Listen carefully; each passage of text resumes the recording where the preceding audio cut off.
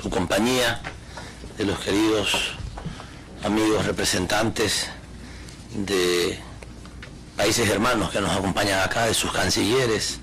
Acaba de llegar hace un momento adicionalmente el vicecanciller de Bolivia, Juan Carlos Alurralde, y Juan Ramón de la Quintana, ministro de la Presidencia de Bolivia. Gracias por estar aquí. A ustedes. Queridos amigos, este evento ha sido organizado con el ánimo de seguir profundizando en el debate, en la búsqueda de soluciones a la injusta situación que experimentamos muchos países del sur. Países dotados con grandes reservas de recursos naturales, pero a la vez condenados debido a las prácticas irresponsables neocoloniales de algunas transnacionales que han operado en nuestros territorios atentando contra los derechos humanos de nuestras poblaciones y contra nuestra riqueza natural. Desde el Ecuador y junto con varios gobiernos cuestionamos precisamente esta búsqueda del lucro sin límites. El ser humano y el ecosistema que necesita este ser humano para sobrevivir y vivir bien no pueden estar sometidos al capital, sino al revés. Es el capital el que debe someterse al bienestar de los seres humanos. Por más que disponga de billones de dólares, ninguna empresa puede estar por encima de la ley y de los derechos humanos y ambientales. El Estado tiene el deber de proteger en su territorio a los seres humanos y a la naturaleza frente a los abusos cometidos por ciertas empresas transnacionales. La justicia debe primar en los litigios que oponen dichas empresas a los estados. Desgraciadamente, podemos comprobar día a día que esto no es así, que estos deseos no se cumplen, que estos principios, como lo ha dicho Heraldo Muñoz al inicio de la intervención, no se cumplen. En los últimos años se han multiplicado las demandas de grandes multinacionales y transnacionales en contra de los estados ante tribunales internacionales de arbitraje. En 1996 se contaban 38 arbitrajes de este tipo. En el 2011 ya eran 250 procesos de arbitraje por año de este tipo.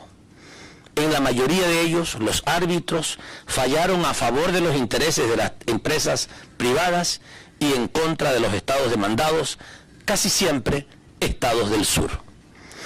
No está de más resaltar que estos litigios millonarios amenazan la economía de los estados.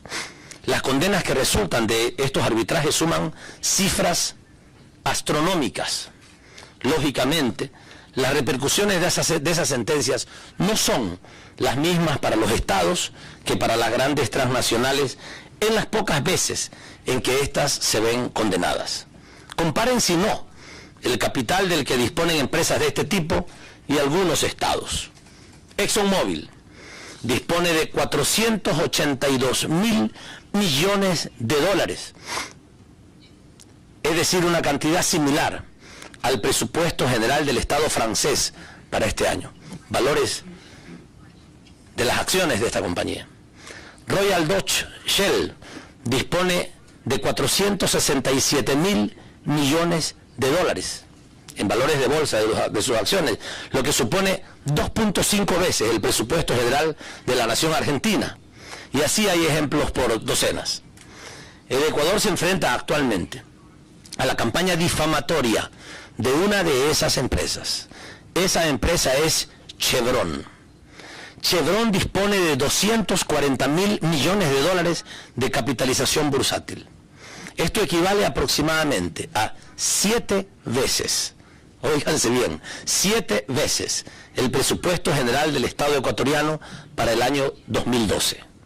Pero esta empresa, que fue condenada en el año 2011 a pagar 19.000 millones de dólares a los ciudadanos afectados por los daños ambientales y a su salud causados por Texaco, la empresa que compró en el año 2001, ha decidido emprender una campaña multimillonaria para evadir su responsabilidad y endosar el monto de su condena al Estado ecuatoriano, a los ciudadanos ecuatorianos. El caso es el siguiente. Desde 1964 al 1990, la empresa estadounidense perforó y operó 356 pozos de petróleo, abriendo para ello 1000 fosas, sin ningún tipo de recubrimiento y de protección. En ellas arrojó residuos de todo tipo, principalmente petróleo, lodo de perforación y aguas tóxicas, que causaron daños ambientales inconmensurables y deterioraron la calidad de vida de los miembros de las comunidades locales. En total, vertió aproximadamente 80.000 toneladas de residuos tóxicos, 80.000 toneladas de residuos tóxicos en la selva amazónica, contaminando así fuentes de agua dulce vitales para las poblaciones locales. La envergadura del daño causado es gigantesca. Al día de hoy permanece como el vertido tóxico más grande de la historia a nivel mundial. Solo para que se hagan una idea, esto supone un derrame 87 veces superior al protagonizado por British Petroleum en el Golfo de México en el año 2010. Desgraciadamente, los gobiernos anteriores no se preocuparon por el medio ambiente ni por el bienestar de nuestros ciudadanos. Frente a los masivos y evidentes daños ambientales ocasionados, solo pidieron a la empresa Texaco que limpiara apenas una mínima parte de las piscinas abiertas para la explotación. Texaco era la única responsable de los daños ambientales, como única operadora del consorcio, es decir, única empresa que explotaba el petróleo. Texaco se había comprometido a usar material seguro y de última tecnología para la reinyección de lo que se llama técnicamente las aguas de formación, es decir, esas aguas mezcladas con residuos tóxicos que salen cuando se extrae el petróleo.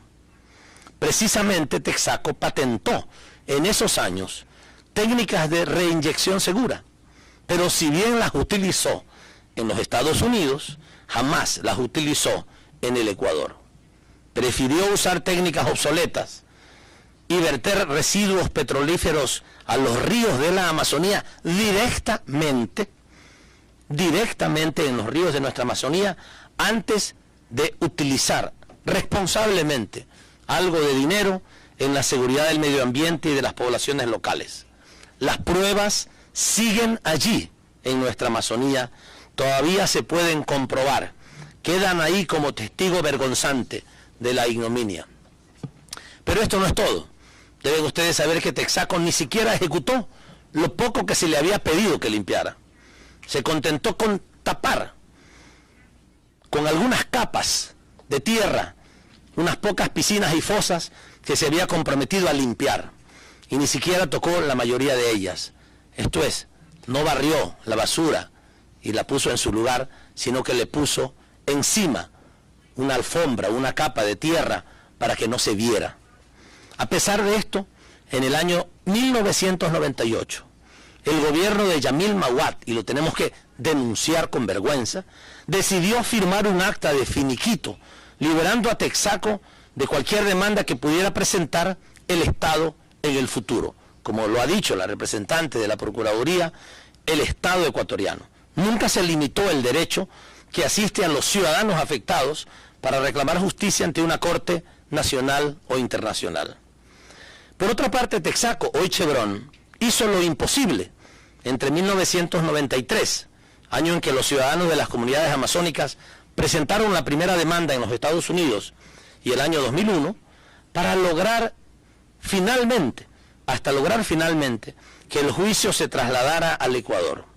En esa época la empresa explicaba que las cortes ecuatorianas eran idóneas para conocer el caso y se comprometió a acatar la decisión que las cortes tomarían. Seguramente no esperaban perder. De hecho, habían ganado en el pasado varios juicios en el Ecuador, y ahí sí la justicia era buena. Pero esta vez fue distinto. En el 2011, después de 9 años de trabajo, la Corte Ecuatoriana del Lago Agrio condenó a la empresa Chevron Texaco a pagar 9.600 millones de dólares a los afectados y a pedir disculpas. De no pedir disculpas en las siguientes 2 semanas, la cantidad a pagar se vería duplicada. Chevron Texaco se negó a pedir disculpas, por lo que la multa llegó a los 19.000 millones de dólares. ¿Qué ha hecho Chevron desde entonces?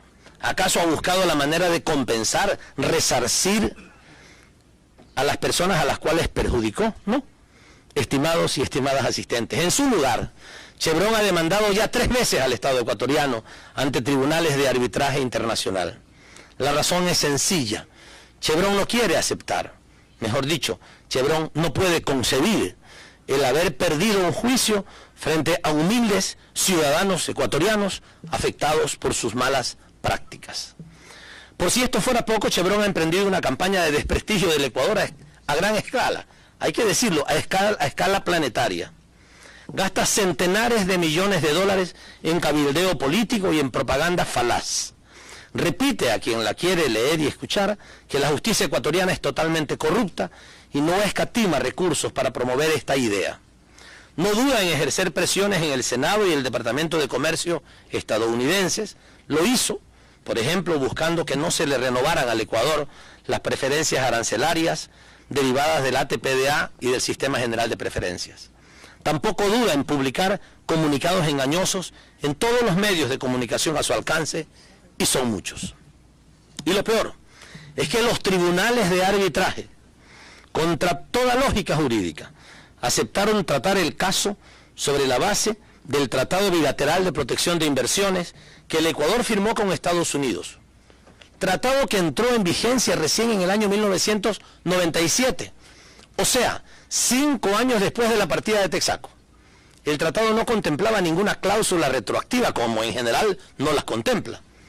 Pese a esto, los tribunales se declararon competentes, un verdadero atentado a la seguridad jurídica, seguridad que tanto reclaman las empresas para invertir en nuestros países. Un atropello a los principios universales del derecho, que no puede quedar impune. Sepan que uno de esos tribunales ha condenado al Estado ecuatoriano a pagar 96 millones de dólares a Chevron en base a ese tratado. Uno de los juicios, y no es todo. En el caso más reciente, en el caso que llamamos Chevron 3, por ser la tercera demanda de Chevron en contra del Ecuador, el tribunal pidió al Estado que suspendiera la ejecución de la sentencia de la Corte del Agua Agrio. Le pidió al Estado que suspenda la sentencia de la Corte. El Estado ecuatoriano no puede hacer esto. Nuestra Constitución consagra la separación de los poderes judicial y ejecutivo. Somos una democracia. Es por esto que nunca hemos interferido en el caso del Agua Agrio. Lo que dice Chevron al respecto es sencillamente mentira. Les debo la verdad. Sí hemos escuchado las preocupaciones de los ciudadanos afectados y es nuestra obligación. Entendemos que este es nuestro deber, de la misma manera que era el deber del presidente Obama ir a escuchar a los afectados cuando se dio el terrible derrame de la British Petroleum en el Golfo de México. Pero sepan que los anteriores gobiernos han mantenido oficialmente y con representantes de muy alto nivel, nada menos que 11 reuniones con empresarios de Chevron en el transcurso del juicio del Agua Agrio, y entonces nadie habló, peor Chevron, de interferencia. Hoy la empresa Chevron busca a toda costa endosar el monto de esa condena al Estado ecuatoriano. Quiere que sea el Estado, y en última instancia el pueblo ecuatoriano, quien pague por el desastre ambiental que causó Texaco. Para ello difunde masivamente propaganda en la que declara que la responsable de los daños ambientales es la empresa estatal Petroecuador.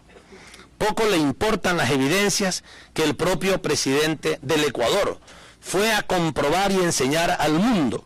En esta fotografía tenemos la revelación de lo que el presidente del Ecuador hizo hace pocos días. Como muchos ya saben, el presidente Rafael Correa acudió el pasado martes a uno de los pozos operados exclusivamente por la compañía estadounidense, pozos que fueron cerrados tras la salida del país de Texaco Chevron. Después de que salió Texaco, nunca se hizo ninguna actividad de extracción petrolífera en ese lugar. La mano bañada de petróleo que mostró el presidente entonces, tras hundirla en uno de estos pozos dejados, de estos 1000 pozos o lagunas dejadas, es la prueba irrefutable, indiscutible, de que la compañía miente cuando asegura que la contaminación fue provocada por Petroecuador. Tampoco le importa a Chevron que los ciudadanos afectados, testigos y víctimas de los daños ambientales, le demanden, mientras que nunca han demandado a Petroecuador. Miente. El miércoles pasado se permitió hasta declarar que el Tribunal de La Haya la había eximido de cualquier daño ambiental, algo que el laudo del tribunal no contempla en ninguna página. En su comunicado ese día la petrolera declaraba que el juego ha terminado. Pues no, estimados amigos y amigas, se los digo claramente, esto no es un juego y para nosotros la batalla apenas comienza. No escatimaremos esfuerzos para que la verdad prevalezca y el mundo entero conozca lo que hizo Chevron Texaco en la Amazonía ecuatoriana. Afortunadamente, ni los tiempos son los mismos de antaño, ni el Ecuador está solo en esta pugna. Y no son los mismos tiempos porque los estados del sur están cada vez más determinados a revisar los términos de relacionamiento con las empresas transnacionales. Las estadísticas abrumadoras que muestran los tribunales de arbitraje en contra de nuestros países hacen cada vez más visible el oscuro entramado de intereses cruzados que existen entre empresas, árbitros y abogados vinculados a estos foros. En Sudamérica hemos tomado iniciativas como la conformación de un centro de solución de controversias de la Unión de Naciones Suramericanas, que será clave en la reconfiguración de los equilibrios entre intereses públicos, nacionales y rentabilidades privadas de carácter transnacional. Al menos, y de momento, a nivel regional, pero quizá inspire también a otros rincones del sur global. Esa es nuestra vocación. Por lo demás, 12 países latinoamericanos y del Caribe decidimos asistir en Guayaquil a la primera conferencia de estados afectados por intereses transnacionales, convocada en abril de este año. Un encuentro del que surgió, entre otras, la iniciativa de crear un observatorio del sur para empresas transnacionales. Auténtico espacio de confluencia entre países para la puesta en común de aquellas experiencias que deben alimentar todo un equipo de pensamiento útil a la tarea de construir un orden mundial más justo y equitativo.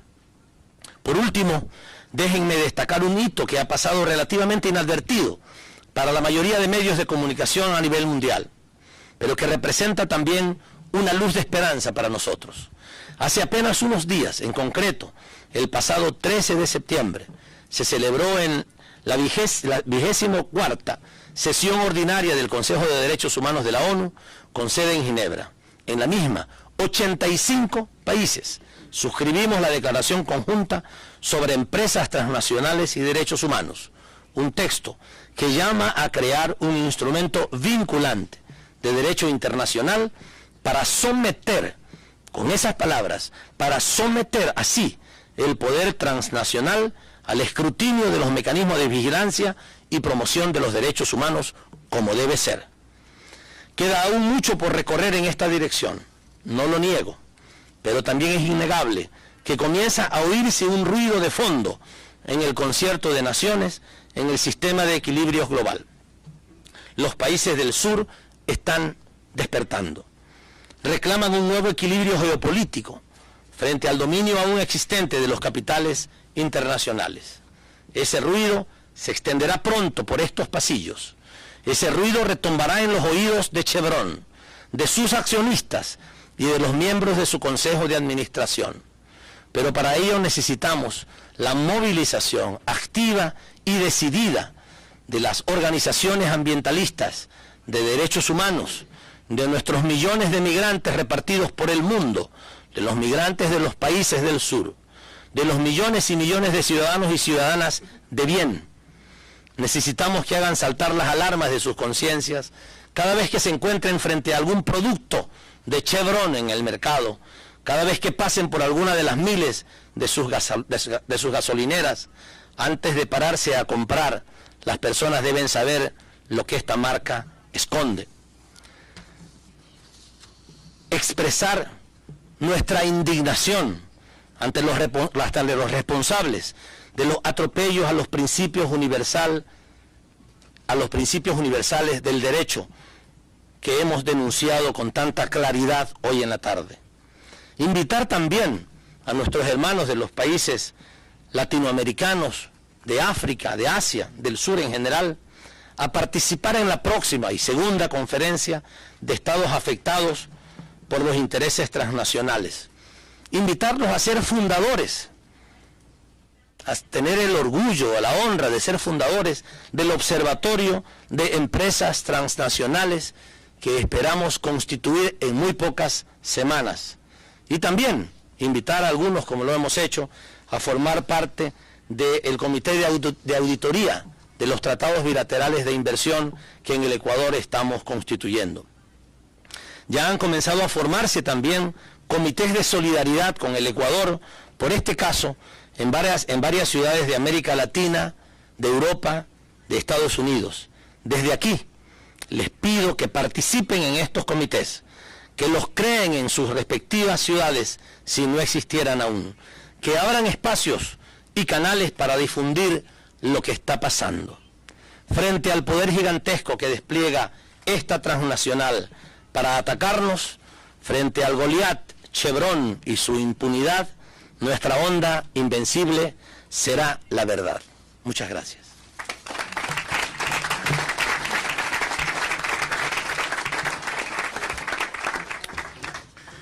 No olviden que hay